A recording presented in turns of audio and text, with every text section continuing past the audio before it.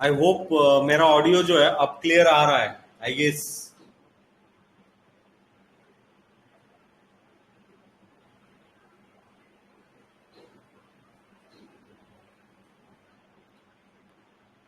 मेरा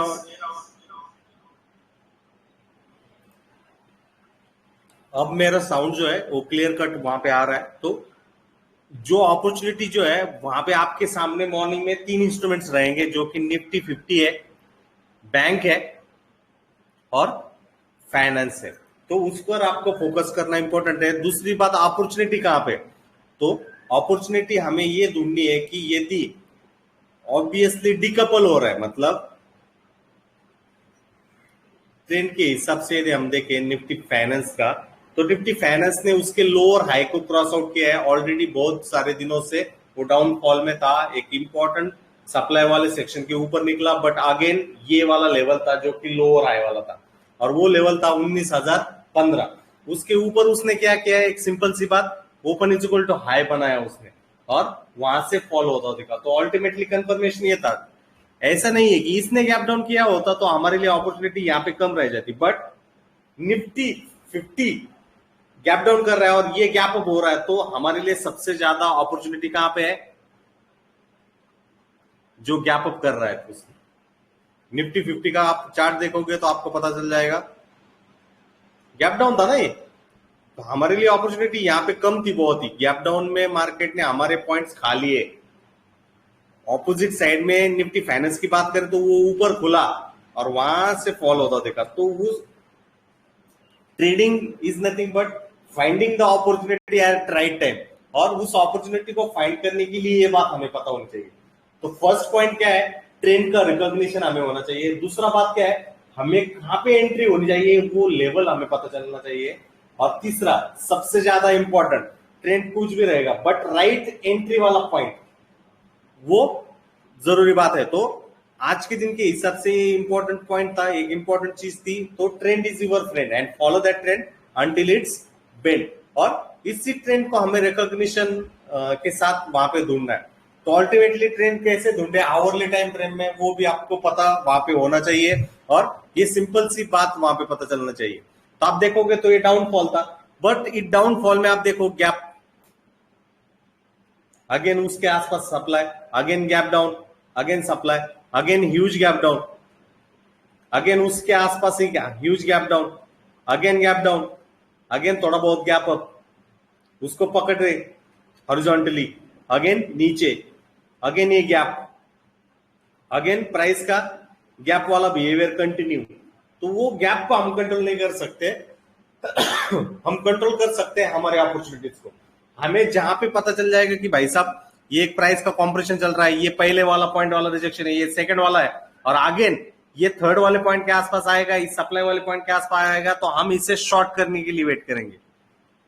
दूसरी बात हमें यहाँ पे पता चलनी चाहिए कि ये फर्स्ट वाला अटेम्प्ट वाला पॉइंट है, ये रेफरेंस हमें आ गया, दूसरा रेफरेंस ये, बट जब कीमत अगेन यहाँ पे आ रही है और वो पकड़ रही है, तो हमें पता होना चाहिए हमें एंट्री इस लाइन के ऊपर लेनी है, और हमारा टारगेट प्रोबेबली ये ट्रेंड लाइन वाला जोन रहेगा, जो कि प्रॉफिट बुकिंग वाला जोन रहेगा।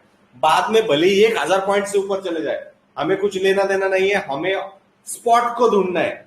स्पॉट यदि पता रहेगा तो अल्टीमेट रहेगा। यदि हम उस प्राइस के पीछे भागेंगे तो हम वहां पे ट्रैप होने की संभावनाएं, शक्यताएं जो है वो ज्यादा रहेगी। तो आपको इस चार्ट से आवरली ही चार्ट है, और आई गेस ये 2022 या 21 का चार्ट रहेगा, तो इस तरीके का आपको ट्रेंड का रिकॉग्निशन होना चाहिए। फर्स्ट ऑफ ऑल इस पिक्चर से, इस चित्र से हमें क्या पता चला कि भाई साहब ये ट्रेंड कौन सा चल रहा है? अल्टीमेटली ये डाउन ट्रेंड चल रहा है, that is simple down trend. उस डाउन ट्रेंड में an number of gaps create हो रहे हैं, बट आप अच्छी तरीके से देखोगे तो एक रेंज बनती है, और उस रेंज के बाद ब्रेकडाउन होते हुए वहां पे सेलिंग आती है, अगेन एक रेंज बनती है, और उस रेंज का ब्रेकआउट वहां पे होता है इधर साइड में, या ब्रेकडाउन हो जाता है, अल्टीमेटली वो पता नहीं है। तो ये बात हमें पता होनी चाहिए। तो फर्स्ट हमें क्या कला आना चाहिए, हमें ये जो प्राइस एक्शन कैंडलस्टिक दिखा रहा है वो उस कला को हमें आत्मसात करना है। आत्मसात करना है ऐसा नहीं मुझे ये आ गया और मैं आगे ट्रेड करना शुरू होगा, हरगिज नहीं। हमें दूसरा बात ये पता होना चाहिए, स्वीट स्पॉट हमें पता होना चाहिए, जहां पे बड़ा प्लेयर उसकी काम काज का स्टाइल बता रहा है और उसको हमें पकड़ के रखना है और हमारे ऑब्जर्वेशन के सामने उसे अच्छी तरीके से पकड़ के रखना है। और उसके बाद वो एग्जीक्यूशन वाला पॉइंट आता है जो कि लाइव लोअर टाइम फ्रेम में 15 मिनट यदि आपको अच्छा लग रहा है, 5 मिनट अच्छा लग रहा है, उसको पकड़ते हुए आप एंट्री एग्जिट सब कर सकते हो। दूसरा बात हमेशा ध्यान दीजिए, कोई भी आप ट्रेड ले रहे हो तो उसमें रिस्क है। आपका 50 पॉइंट का भी रिस्क रहेगा, आपका 100 पॉइंट का भी रिस्क रहेगा। उसको आपके मन में आपको एक सर्कल करना है कि भाई साहब मैं यदि उतर रहा हूं तो मेरा 1,500 2,000 का रिस्क यहाँ पे है। वो क्या होगा, वो कुछ नहीं होगा, वो पता नहीं है, बट मुझे यदि घुसना है तो मैं क्या करूंगा, उससे परफेक्टली प्लान के हिसाब से। ऐसा नहीं कि आ गया कुछ तो और कर दिया कुछ तो और 5 पॉइंट लेके मैं निकल गया, वो गलती नहीं करनी है। उससे हमें क्या हो जाता है, इंपेशंस हमारे में क्रिएट हो जाता है। और उस इंपेशंस को यदि निकलना है तो फर्स्ट ऑफ ऑल हमें हमारा ट्रेड को प्लान यहां पे करना होगा इस तरीके से। ओके, तो मेरे लिए अपॉर्चुनिटी कहां पे है, कैसी है, वो ढूंढने के लिए फर्स्ट ऑफ ऑल मुझे ट्रेंड का रिकॉग्निशन वहां पे होना चाहिए। ओके, तो आप यदि यहाँ पे अच्छी तरीके से देखोगे तो मैंने आपको पहले लेक्चर में ही चीज बताई थी कि फर्स्ट ऑफ ऑल ये ट्रेंड क्या चल रहा है बैंक निफ्टी में गैप अप के साथ, एक सिंपल सा गैप अप के साथ वो एक अप ट्रेंड में मूव कर रहा है। और लास्ट टाइम जब वो मूव हुआ था उस चैनल के ऊपर, उसने चैनल के लो को अटेंड किया था। अब ये चैनल के भी बाहर गया, एक अलग ही रेंज बनाई उसने। बट आप अच्छी तरीके से ध्यान दीजिए, वो उस लाइन के आसपास ही उसकी रेंज बना रहा है, जो कि लास्ट टाइम जब कीमत यहां पे गई थी तो उसने फॉल किया था। तो कल के दिन में अगेन कोई भी हल्का सा गैप अप होता है और वो open is equal to high वाली चीज दिखाता है, तो यहां पे तो बुल सक्सेसफुल हो गए उसको पकड़ने में, यहां पे मुझे नहीं लगता वो हो गए। तो गैप अप यदि हो रहा है तो आपके पास सोने पे सुहागा। आज की प्राइस एक्शन तो बहुत गैप अप हो गई, 400 या 500 पॉइंट, बट वो सस्टेन नहीं हुई। कल भी इस तरीके का ही फॉर्मुलेशन वो कर जाएगा तो आपको पता होना चाहिए कि भाई साहब मेरे लिए टारगेटेड जोन कहां पे, 42,305। यदि ये गैप अप 42,500 के आसपास कर रहा है और वो 2 मिनट में 3 मिनट में हमें पता चल रहा है open is equal to high हुआ और वो कॉल करेगा, देन अल्टीमेटली हमारे लिए टारगेट भी सेट होने चाहिए कि नहीं। रिस्क के हिसाब से हमें पता होना चाहिए कि 42,640 मेरा स्टॉप लॉस है और टारगेट भी पता होना चाहिए कि नहीं, कि बुकिंग द प्रॉफिट जो दिख रहा है सामने उसको बुक करना भी इंपॉर्टेंट बात है। और वो सिंपल सी चीज है। तो फर्स्ट ऑफ ऑल ट्रेंड क्या चल रहा है उसको रिकॉग्नाइज हमें पता होना चाहिए। तो ये बेसिक सी चीज है, आप अच्छी तरीके से देखिए। अपॉर्चुनिटी आपके लिए बहुत कम रहेगी, बट उस अपॉर्चुनिटी का आपको ध्यान रहेगा। दूसरी बात, मैंने आज के दिन में इस बैंक निफ्टी में कैसे ट्रेड करना चाहिए था, कैसे लेना चाहिए था, वो आपको कैसे होना चाहिए वो पता होना चाहिए। तो 15 मिनट की टाइम फ्रेम में, ज्यादा कोई तो बड़ी टाइम फ्रेम नहीं है। और आप देखोगे मैंने ऑलरेडी आपको बताया कि फर्स्ट 15 मिनट में आपको अपॉर्चुनिटी नहीं थी। सेकंड आप देखोगे तो यहां पे भी अपॉर्चुनिटी थी, मार्केट कंसोलिडेट हुआ, बट जैसे ही इस लो के नीचे वो निकलना शुरू हो गया, एक ही कैंडल थी जो कि 300 पॉइंट से फॉल हो गई। तो भले ही आपने यहां पे 42,300 के पुट को ट्रेड किया होता या 42,000 के भी पुट को वहां पे ट्रेड किया होता, कब 9:45 से लगभग 10:15 तक, तो आपको कुछ पॉइंट्स मिले होते या नहीं होते। तो रेंज को पकड़ो। दूसरी बात आपको पता होना चाहिए कि ये एक रैली जो हुई उस ट्रेंड लाइन को काट रही है वो, तो यदि काट रही है तो हॉरिजॉन्टली ये ट्रेंड के हिसाब से ये सपोर्ट जोन है। आप देखो वहां से ही उसने बाउंस बैक किया। अब 42,000 का पुट का कैसे बिहेवियर है वो भी पता होना चाहिए कि नहीं, वो अपन यहां पे देखेंगे। 42,000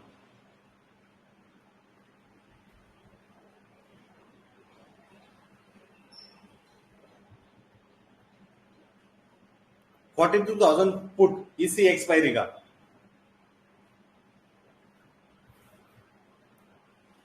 जैसे हमें फाइनेंस निफ्टी में जो चीज देखने को मिली थी वही बात है या नहीं, प्राइस का बिहेवियर ये है कि प्राइस का कॉम्प्रेशन हुआ छोटे से जोन में, और जैसे ही प्राइस यहाँ पे सिकुड़ी कॉम्प्रेस हुई, आप देखोगे लगभग 200 रुपए से हाई जो हुआ वो कितना हुआ, 360 रुपए का हाई था लगभग, उससे भी ऊपर था आई गेस। इसको मेजर करेंगे अपन यहाँ पे 244 से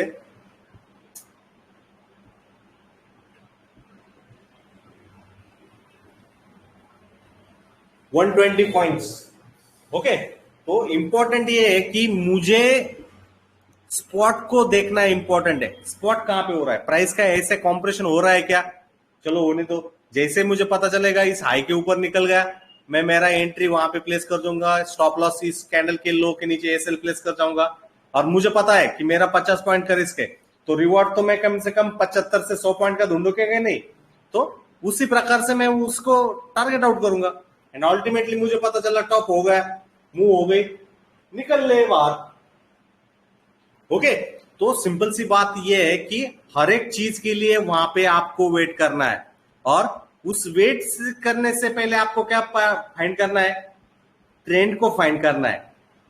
ओके, ट्रेंड को फाइंड करने के बाद आपको पता होना चाहिए कि नहीं भाई साहब ये ब्रेकआउट वाला पॉइंट है और ये ब्रेकडाउन वाला पॉइंट है। ऊपरी स्तर पर जाएगा तो ब्रेकआउट होगा, नीचे स्तर पर जाएगा तो ब्रेकडाउन होगा, तो उस पर फोकस आउट करना है। ऑप्शन के चार्ट्स भी कुछ कुछ बातें बताती, बट अल्टीमेटली लाइव मार्केट में हम हमारा कॉन्सेंट्रेशन वहां पे कर पाते या नहीं कर पाते उस पर वो डिपेंड है। और ये बात आपको अच्छी तरीके से वहां पे पता होना चाहिए। एक सिंपल से कॉम्बिनेशन है दोस्तों, एक सिंपल सी थ्योरी है, और इसको आप अच्छी तरीके से अंडरस्टैंड करिए, क्योंकि ये आपके लिए एक लेवल बूस्टर वहां पे रहेगी। तो इंपॉर्टेंटली हम क्यों यहाँ पे आ रहे हैं, क्योंकि हमें ट्रेंड का रिकॉग्निशन होना चाहिए। ये भले ही एक चार्ट दिख रहा है, एक स्लाइड दिख रही है, बट वो बता रही है कि प्राइस का सिंक्रोनाइजेशन किसके साथ है। जैसे मैंने आपको बताया था, एक कोड भी बताया था, मार्केट खुद को जो है वो मॉडर्न करता रहता है, मॉडर्न करता रहता है, और उस मॉडर्न के चक्कर में हमें मार्केट को पढ़ना नहीं है। मार्केट जैसे चेंज हो रहा है ना, वैसे हमें हमें बदलाव आने चाहिए, और जैसे हमें बदलाव आने शुरू हो जाएंगे, उसकी जो पहली स्टेप है, स्टेप नंबर 1, वो क्या है, ट्रेंड को पहचानो। फर्स्ट ऑफ ऑल वो गैप क्रिएट हो रहे हैं, वो गैप क्यों क्रिएट हो रहे हैं, वो किस तरीके से बिहेव कर रहे हैं सपोर्ट और रेजिस्टेंस के तौर पर, उसको समझो अच्छी तरीके से। ओके, और इन बिटवीन ट्रैप्स भी रहेंगे, एसएल हिट भी होंगे, बट उसका ऑब्जर्वेशन हमारे ट्रेडिंग जर्नल में अच्छी तरीके से रहना चाहिए। ओके, तो अल्टिमेटली बहुत ही सिंपल सा दिन था आपके लिए। जो ऑपॉर्च्युनिटी थी, मला वाटतं पहिल्या 15 ते 20 मिनिटांमध्येच होत्या, पहिल्या 1 तासामध्ये, नंतर ऑपॉर्च्युनिटी असतील, पण इथं बघा तुम्ही आता इस जोन में कौन सा महाबली ट्रेड कर पाता, नहीं, इतना अपॉर्चुनिटी नहीं है। जहां पे सबसे ज्यादा मूव रहेगा वहां पे अपने हमारे लिए अपॉर्चुनिटी रहेगी। तो first of all basic of the point is understand the price action. Price action को अंडरस्टैंड करो, किस तरीके से वो बिहेव कर रहा है, किस तरीके से ऊपर नीचे जा रहा है, उसको देखो। तो अल्टीमेटली ये एक स्ट्रॉन्गर इंडिकेशन है, क्योंकि यहां पे वो अग्नि गैप अप के साथ जल चुका है और वो इस ट्रेंड लाइन को फॉलो कर रहा है। तो ट्रेंड लाइन का ये महत्व हमारे सामने प्रतीत होना चाहिए, दर्शाना हमें अच्छी तरीके से आना चाहिए, and that is the simple. तो ट्रेंड को पहचानो। तो फर्स्ट ऑफ ऑल ये ट्रेंड क्या है, एक सिंपल सा आप ट्रेंड है ये। ओके, हमें क्या सिखाया जाता है, इस तरीके से यदि प्राइस जाए तो उसे आप ट्रेंड कहा जाता है, बट एक्चुअल में मार्केट इस तरीके से आपको बिहेव करता है। ओके, तो कोई भी डिप आएगा इस जोन के आसपास, तो आप क्या करोगे, यू आप क्या करोगे, बाय करोगे या सेल करोगे। डीप यदि इस जोन के आसपास आया तो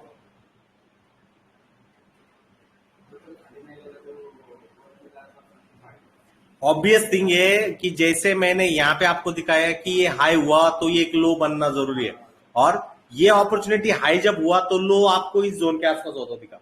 तो फॉल यदि आना है तो वो फॉल ब्रूटल रहेगा, और वो फॉल वाला टारगेटेड जोन कहां पे रहेगा, इस जोन तक, और तब तक बुल जिंदा है।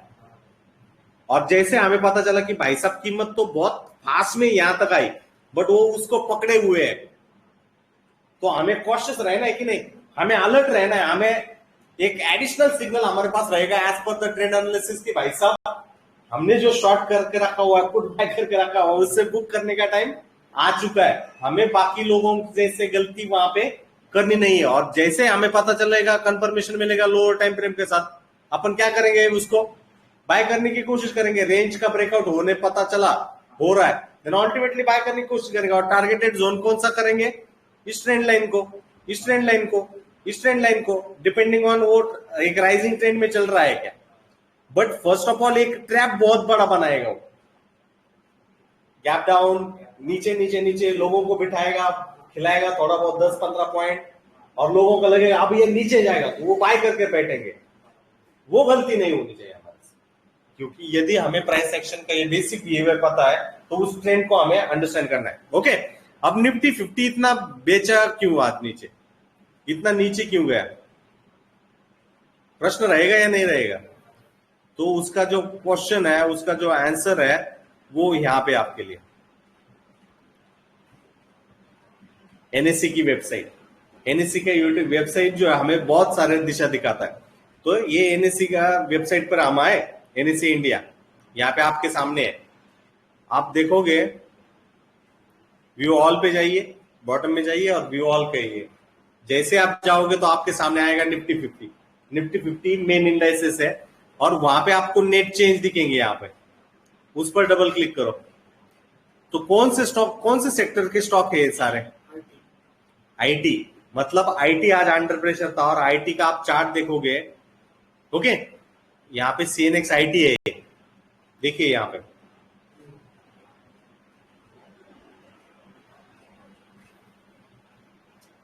सीएनएक्स आईटी का चार्ट यदि हम देखें तो हमें पता चल जाएगा कि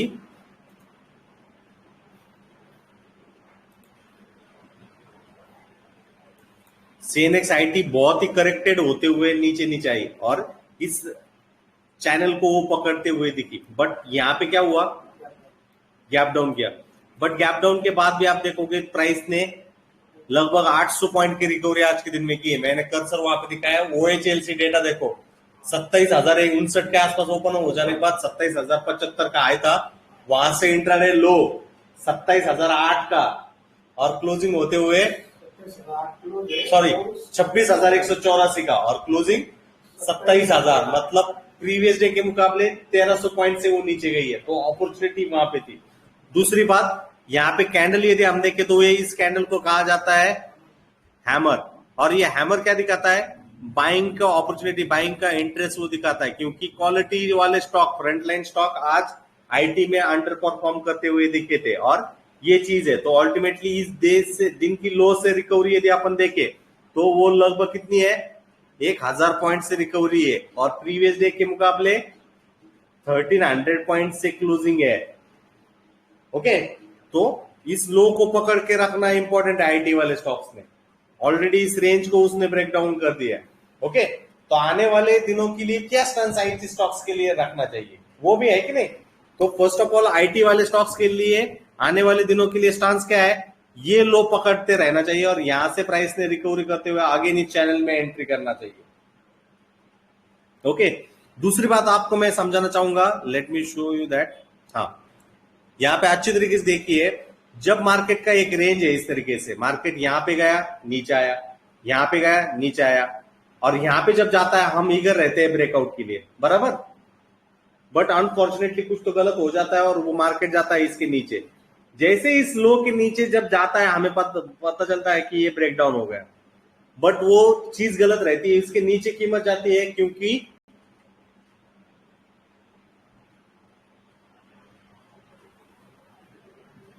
बियर्स को ट्रैप करने के लिए, पुट बायर वालों को ट्रैप करने के लिए कीमत नीचे जाएगी।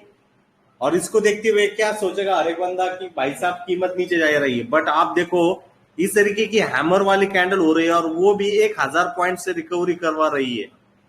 देन अल्टीमेटली क्या है, ये बहुत बड़े प्लेयर्स तो उसमें इंटरेस्टेड है नहीं।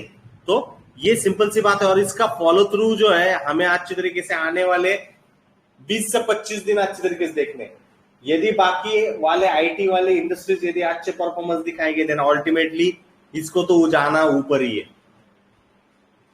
तो यदि आपसे इंफोसिस मिस हुआ है तो एक राइट अपॉर्चुनिटी के हिसाब से लेट्स कंसिडर, यदि आपके पास लेट्स कंसिडर 10,000 रुपए है, ओके, और इंफोसिस आपसे छूट चुका है, वो लगभग 1953 रुपए से करेक्ट होते हुए आज आईएस 1250 तक आ चुका है।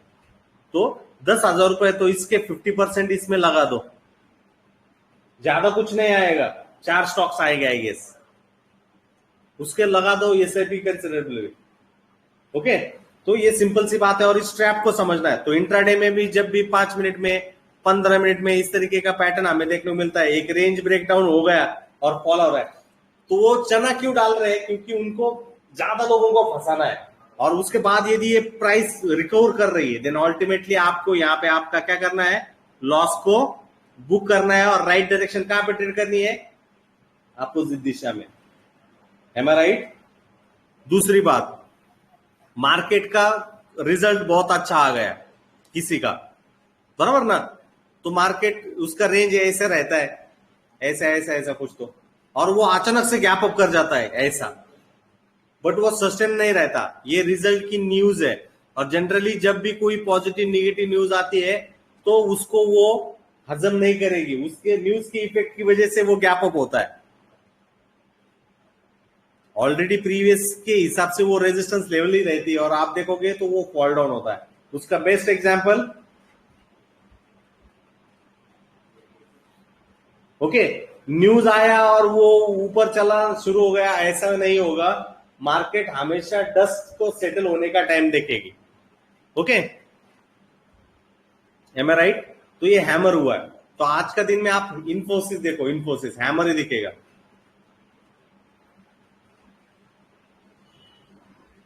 जस्ट लुक इन्फोसिस,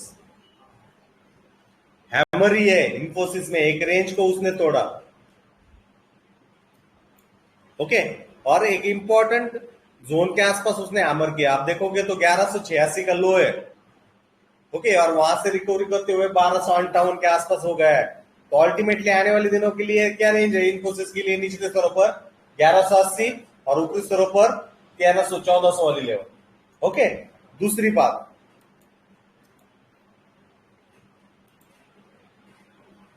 ये क्वार्टरली चार्ट है इन्फोसिस का, कहां से गई है? 827 रुपए से 2000 तक गई। हमें अपॉर्चुनिटी ढूंढनी है, इसलिए हम डिस्कशन कर रहे हैं।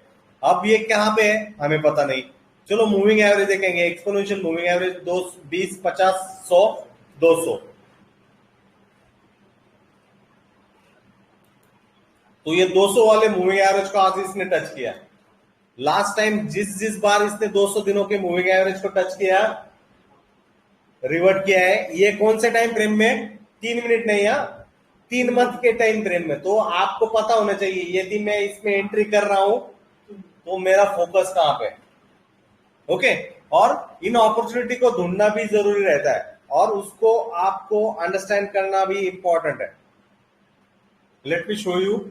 इस अपॉर्चुनिटी को मैंने ग्रैब करने की कोशिश की है आज के दिन में।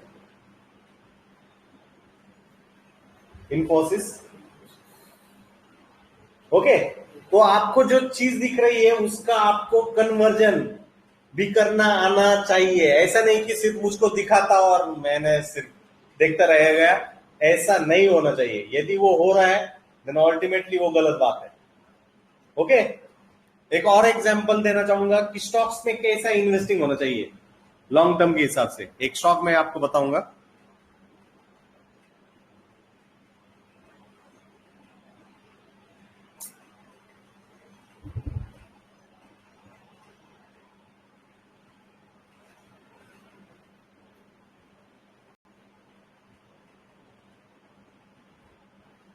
एक स्टॉक है GAEL, Gujarat Ambuja export. Daily का ही टाइम फ्रेम है, आप अच्छे तरीके से देखिए प्राइस एक्शन का behaviour. Let me switch to the weekly.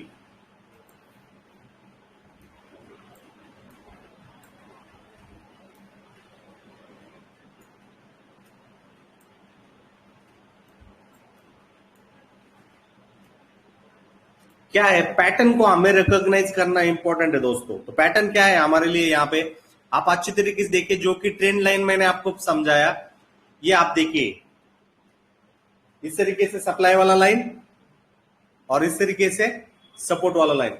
आप अच्छी तरीके से देखिए, ये एक सपोर्ट था, इसके नीचे कीमत गई, ओके, बट जैसे ही इसके नीचे गई उसके लिए ट्रिगर रहा। जैसे ही इसने इसको हाइट को क्रॉस किया जो कि लगभग 100 रुपए के आसपास था, वहां से वो कितने का हुआ स्टॉक? लगभग 420 रुपीज के आसपास गया। उसके बाद अगेन क्या रिपीटेशन कर रहा है ये,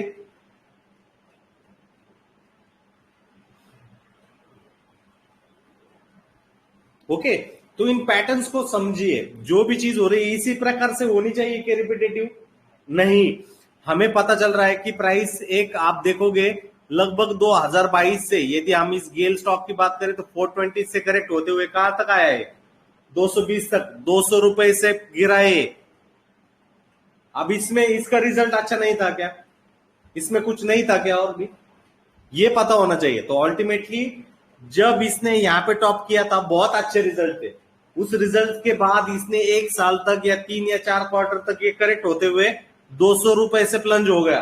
तो यदि न्यूज अच्छी आई है तो वो बढ़ेगा, ऐसा नहीं, निगेटिव आई है तो वो घटेगा, ऐसा नहीं है। उसके लिए आपको राइट टाइम की अपॉर्चुनिटी वहां पे ढूंढनी होगी। तो इसके रिलेटेड न्यूज क्या है, उसके लिए हमारे लिए पोर्टल क्या है, तो ये ट्रेडिंग व्यू ने आपके लिए यहाँ पे वो सारी चीजें जो है वहां पे रखी है। Let me show you that. New tab करिए, न्यू टैब में आप जाओगे तो आपके सामने स्क्रीनर्स करके है, स्क्रीनर्स भी देख सकते हो। ये टेक्निकल एनालिसिस का पार्ट नहीं है, बट फंडामेंटली कौन कौन से स्टॉक्स को कैसे देखना चाहिए वो मैं आपको यहां पे बताऊंगा। तो let me show you GAEL।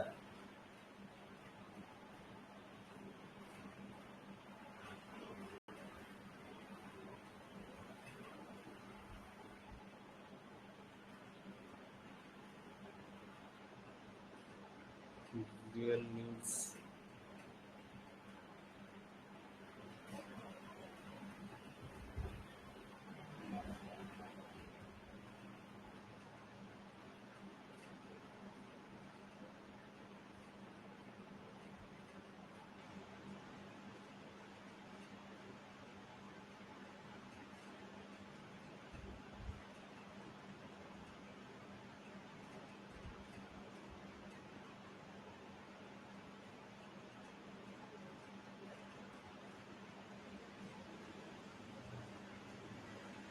यहीं से है।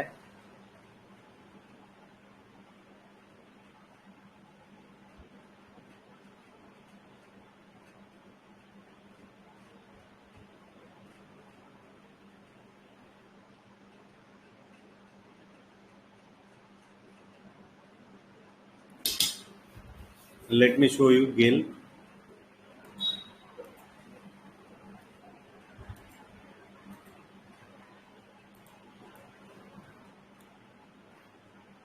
क्या स्पेलिंग है,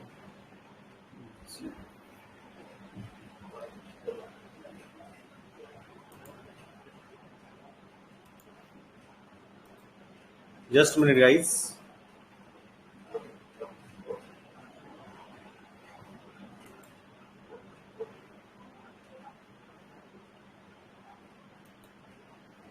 okay, will see over here.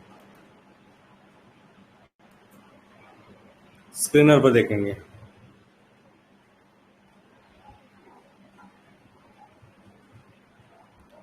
Screener, screener का ही है, यहां से भी आप देख सकते हो। ओके, www.screener, यहाँ पे जाइए,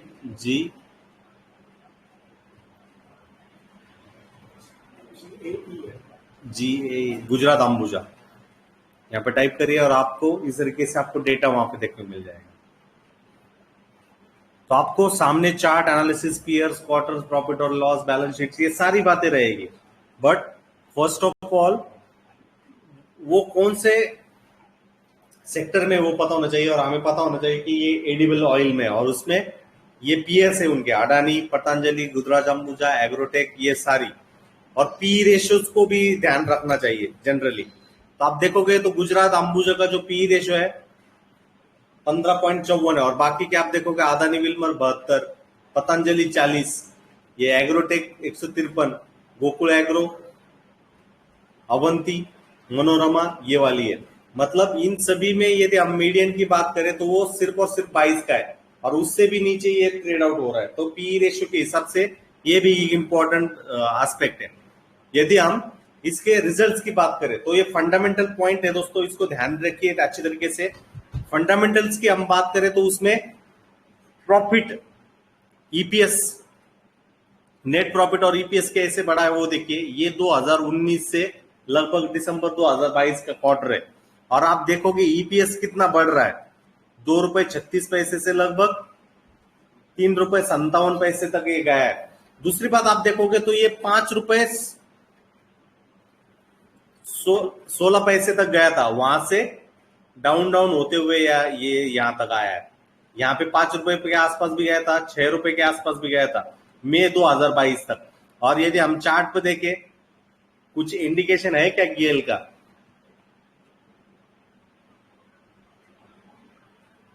ये 2018 का चार्ट, सॉरी, हाँ ये 2022 आप देखो, 2022 में अप्रैल में इसने टॉप बनाया और 395 से कब तक गया है?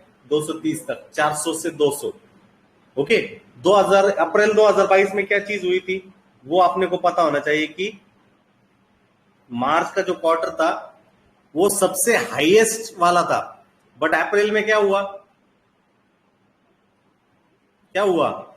ईपीएस जो था वो सबसे ज्यादा वहां पे पोस्टेड था as compared to larger time, but यहाँ पे ईपीएस जैसे हाई हुआ, उस स्टॉक ने क्या किया? ऑल टाइम टॉप बनाया और उसके बाद में वो नीचे नीचे नीचे नीचे गया। अगेन वो बॉटम से अब क्या कर रहा है? रिकवरी कर रहा है। तो हमारे लिए अपॉर्चुनिटी क्या है? हमें पता है कि मैक्सिमम ईपीएस कितना है इसका? ₹6.68 का। देन अल्टीमेटली हम खरीद सकते हैं या नहीं खरीद सकते? दूसरी बात, यहाँ पे आप प्रॉफिट भी देखो तो मार्च 2022 में 153 करोड़ रुपए का प्रॉफिट था और वो सीधा घटते घटते घटते घटते 64 हुआ, लो बनाया और उसके बाद में वो रिकवरी कर रहा है। तो इस ईपीएस को फॉलो करो आप और पी रेशियो अच्छी तरीके से देखो। ओके, तो हमेशा ऐसा नहीं कि उसने गुड नंबर यहाँ पे मार्च 2022 में दिखाए और वो ऊपर जाएगा, हरगिज नहीं। वो टॉप भी हो सकता है, उसके बाद लोग वहां पे प्रॉफिट बुकिंग करते हैं, जनरली वो नीचे जाएगा, वो 1 क्वार्टर के लिए, 2 क्वार्टर के लिए, 1 साल के लिए, और आप देखोगे उसके बाद वो रिकवरी करवा। ओके, तो ये एक फंडामेंटल पॉइंट भी हमें ध्यान देना होता है, प्रॉफिट लॉस भी हमें समझना होता है कि प्रॉफिट लॉस क्या हो रहा है। तो ईपीएस की हम बात करें तो मार्च 2022 वाला पॉइंट आई गेस ये था ना यहाँ पे। ओके, तो ये बढ़ रहा है अभी अर्निंग पर शेयर।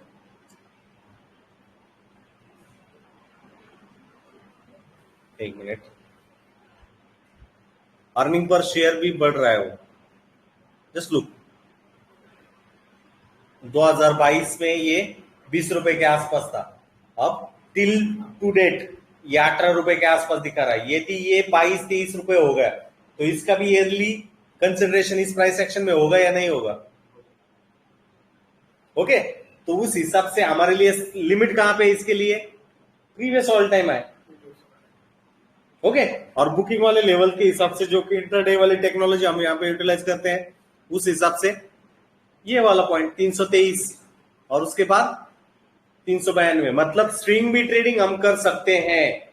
ऐसा नहीं कि हम लॉन्ग टर्म के लिए कर सकते हैं, स्विंग भी हम इसको ले सकते हैं। सब्जेक्टेड तो हमें पता होना चाहिए 10 हफ्ते का ये टाइम फ्रेम है, मतलब 3 से 4 महीने का टाइम फ्रेम है, उसमें होल्ड करना है, हमारा स्टॉप लॉस वहां पे इतना रहेगा और उसमें ट्रेड आउट कर सकते हैं। ₹20 भी कमाए, ₹10 भी कमाए पेशेंस के साथ, तो वो चीज वहां पे रहेगी। तो ये एक गेल का फॉर्मुलेशन है, गेल का एक अंदाज वहां पे है, उसको आपको अच्छी तरीके से वहां पे समझना है। तो ये बात कहां पे आएगी? वो ही ट्रेंड के साथ आएगी। अब ये ट्रेंड को रिकॉग्नाइज कैसे करना है? जो अभी की प्राइस एक्शन चल रही है उसमें हमें उस ट्रेंड लाइन को यूटिलाइज वहां पे करना है। इस तरीके से हमें ड्रॉ करते आने चाहिए प्राइस एक्शन के पैटर्न्स, चार्ट्स, तो वो हमें पता चल जाएगा कि नहीं भाई साहब ये सिमेट्रिकल प्राइस का कॉम्प्रेशन हुआ है और उसके ऊपर निकल रहा है, तो टारगेटेड पॉइंट्स कहां पे? इस तरीके से इस लोअर हाई के आसपास टारगेटेड पॉइंट है, उसके भी ऊपर ये टारगेटेड पॉइंट है और इसके भी ऊपर वो टिकना शुरू करता है, देन अल्टीमेटली एक मूवमेंटम वाला दिन है वो। ओके, ये तो एज ऑफ नाउ वो चीज हो गई, बराबर। दूसरी ट्रेंड लाइन, क्या मैं उस ट्रेंड लाइन के साथ उसे कनेक्ट कर सकता हूं क्या? हाँ मैं कर सकता हूं। लाइन चार्ट में यदि मैं कन्वर्ट कर जाऊं तो मैं और अच्छी तरीके से ड्रॉ कर सकता हूं।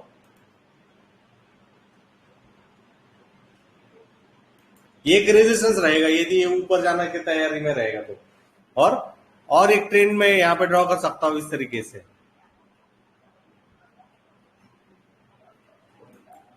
बराबर। तो अल्टीमेटली ये बात है, तो ये रेज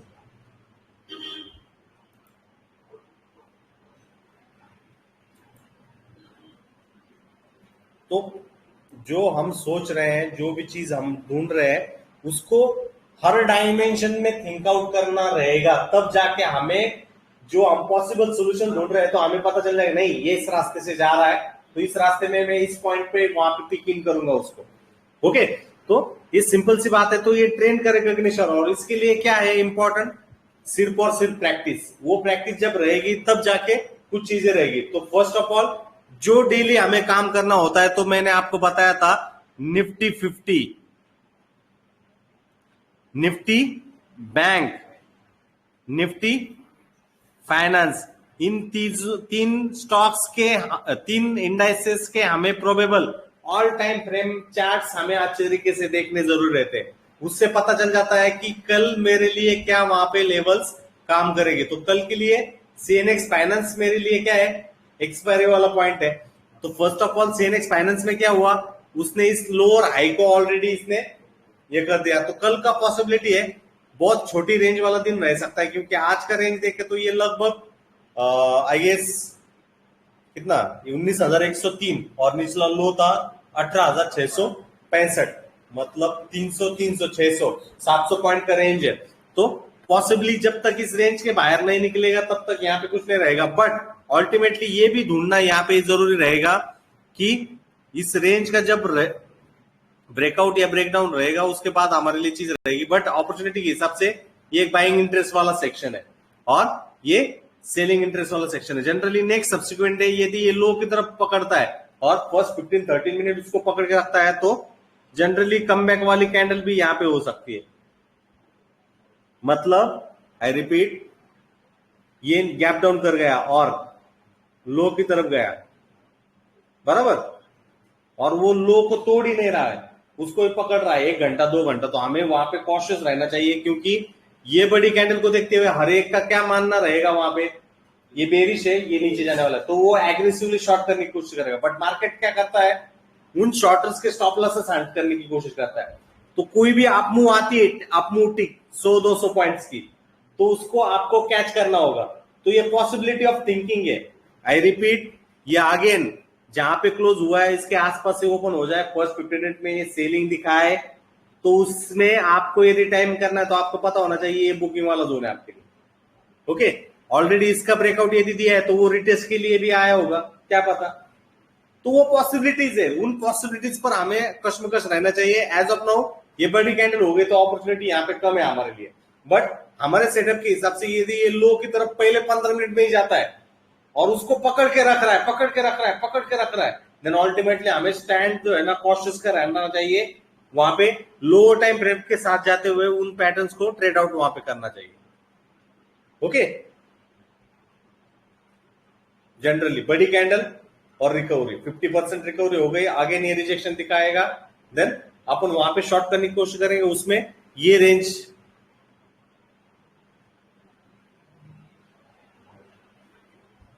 ओके। आता दुसरी गोष्ट इथे ही पण होऊ शकते, इकडे फ्लॅट ओपन करून थोडा कॉल ट्रॅप करून एक मोठा बाउन्स, कारण ह्या कॅन्डलकडे एसएल लोकांचे असणार, अगेन तिकडनं स्मूथ फॉल, सपोर्ट हा तुमचा। ओके, समजा हे आपल्याकडनं मिस झालं, आपल्याला कळलं इथं गेलंय आणि इथं आपल्याला लोअर टाइम फ्रेम मध्ये इन्व्हर्टेड हॅमर हॅमर डोजेस दिसायला लागल्या, रेंज आपल्याला दिसायला लागली, लगेच आपण कॉशियस व्हायचं, बाबा थोडं थांबू, जर ड्रॉप डाऊन व्हायला लागलं तर आपण तिथं प्रॉपर पॅटर्न बघा, टाइम फ्रेम बघा, ट्रेंड बघा आणि एंट्री करा। आणि सगळ्यात महत्वाची गोष्ट इथे आहे की एसएल तुमचा स्टॉप लॉस तुमच्यासाठी आहे काय आहे, अतिशय महत्वाचा आहे, तो तुमच्या कंट्रोलमध्ये पाहिजे, त्याच्याबरोबर तुमचं मैत्री पाहिजे। असं नाही माझा स्टॉप लॉस हिट नाही व्हायला पाहिजे, अशा शक्यतेमध्ये तिथं अजिबात उतरायचं नाही। जर तसं तुम्ही मानसिकतेत राहिलात तर तुमची ट्रेडिंगची सायकोलॉजी जी ती परफेक्टली तिथं क्रिएट होऊ शकणार नाही।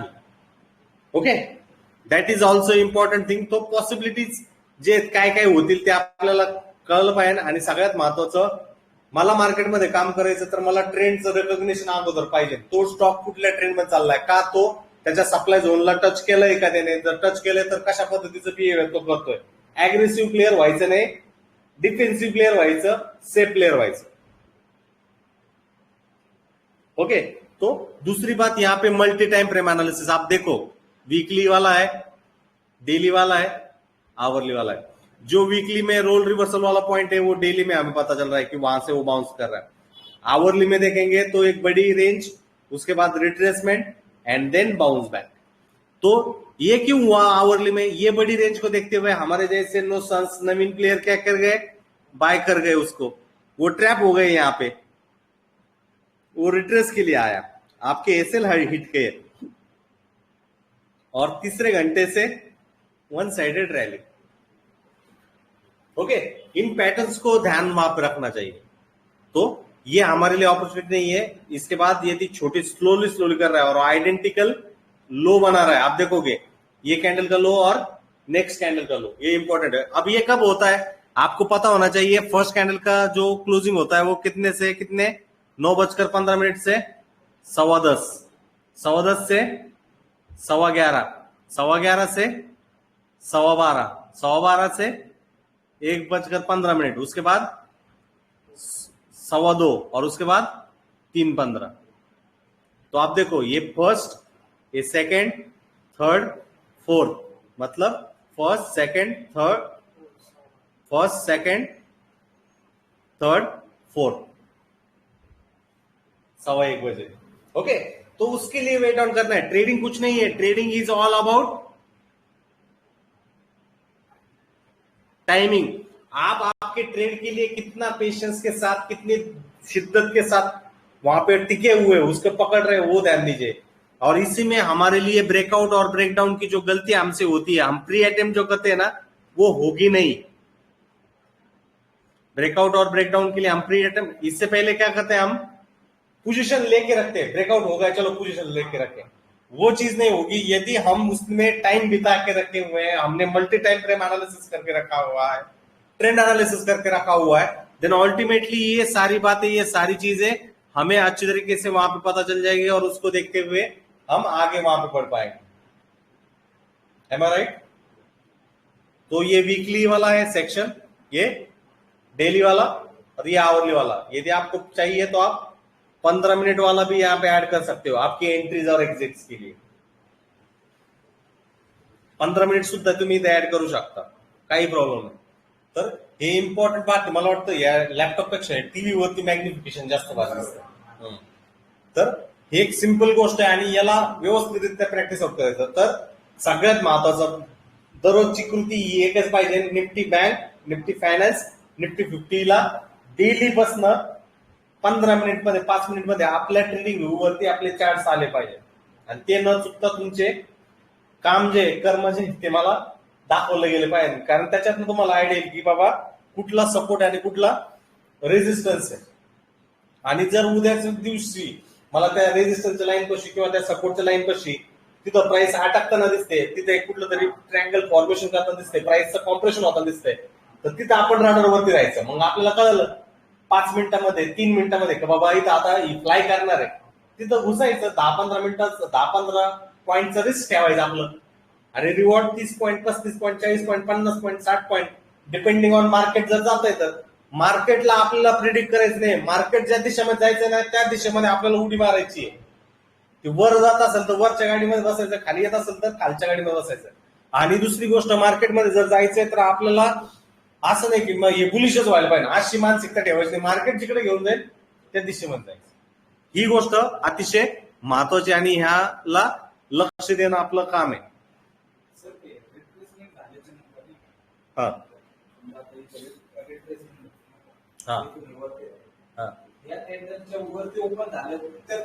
Yes, exactly. तर फर्स्ट ऑफ ऑल हा पॉइंट आपल्यासाठी रेफरन्स आहे। ही जी पहिली कॅन्डल जी होती, ही जी पहिली कॅन्डल आहे, हिचा रिजेक्शन वाला पॉइंट हा आहे। जनरली सेफ वाले लोक ह्या हायच्या वरतीच एंट्री करणार। हे सेफ वाल्यासाठी, जे रिस्की प्लेयर्स आहेत ते ह्या कॅन्डलच्या हायच्या वरती हे करणार, एंट्री करणार रिस्की, कारण ती फ्रेश असणार। आणि जे सेफ प्लेयर नसणार ते प्रिव्हियस डेचा प्राइस ऍक्शनचं जे कॉम्प्रेशन झालेलं आहे तिथे हे करणार। जनरली कुठल्याही स्टॉकला जर रिव्हर्सल करायचंय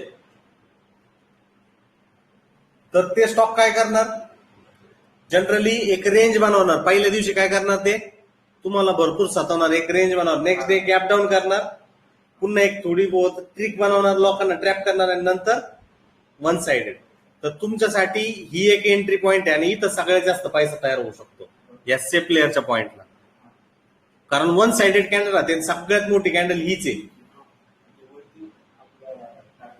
हाफ टार्गेटेड वाला पॉइंट असू शकतो, पण तुम्हाला जर जे तुमचं 1.5 तासाचं काम जर 10 मिनिटात तुम्हाला तिथं 20 आणि 25 पॉइंट जर भेटतायत, कशाला वेट करायचं बसायचं? किंवा दुसरं, तुम्ही जसं जसं त्याच्यात प्रोफिशियन्सी तुमची क्वालिटी तिथं तयार होणार, तस तसं तुम्ही त्याच्यामध्ये ट्रेल करण्याची क्वालिटी तुम्ही जनरेट करू शकता. Okay, that is the simple point. तो first of all multi time frame analysis तो मस्ट है ही है, बट चित्र कैसे दिख रहा है अलग अलग टाइम फ्रेम में, उसको देखना भी इंपॉर्टेंट है. तो वीकली में हमें पता चला कि वो एक रोल रिवर्सल के पॉइंट के आसपास है.